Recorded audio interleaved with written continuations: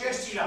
მეგობრებო, მან უამრავი ვისევრად 1907 წელს შექმნა ნაციობა თანამდებობებზე ვინ ვისაუბრობს რამე და უამრავი ამის შესახებ ალბათ იქნება საუბარი და მე ამის შესახებ ახსება ძალზედ სამემოხსნება და არც პარიზის ნაციონალური ბიბლიოთეკის ქართული ჩვენთვის ჩვენი ერის ისტორიისათვის ქართული განცი 39 წუთში განცილება იქნება რა და იგი განძის გუშაკი იყო მას მეჭურჭლეთ უხეცესი უწოდეს საქართველოს მეჭურჭლეთ უხუცესი მაგრამ ექვთიმე სამსახურება მეცნიერებაში კიდევ უფრო მეტია.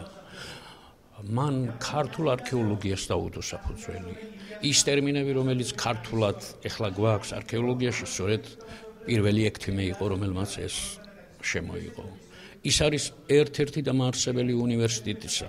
არქეოლოგიაში სადაც დაკრა ბარი და ნიჩაბი ექვთიმე ტახაშვილმა, იქ მე-20 საუკუნეში აღმოჩნდა დიდარი ძეგლები. ქართული პომპეი, მცხეთა და მისი მიდამოები, ვანი, ხუსუბანზე გითხარი, ხუსუბნის გვერდითა ფიჭვნარი, რომელიც მსოფლიო არქეოლოგიის ყურადღებას გაამდიდრა არა მარტო ჩვენი ქვეყნის, არამედ მსოფლიო ცივილიზაციებისაგან. წელს სრულდება 150 წელი ექვთიმე თაყაიშვილის გარდაცვალებიდან, ამ დიდი ქართულის გარდაცვალებიდან, რომელმაც ყველაფერი გააკეთა ქართული კულტურის ქართული საგანძურის შენარჩუნებისათვის.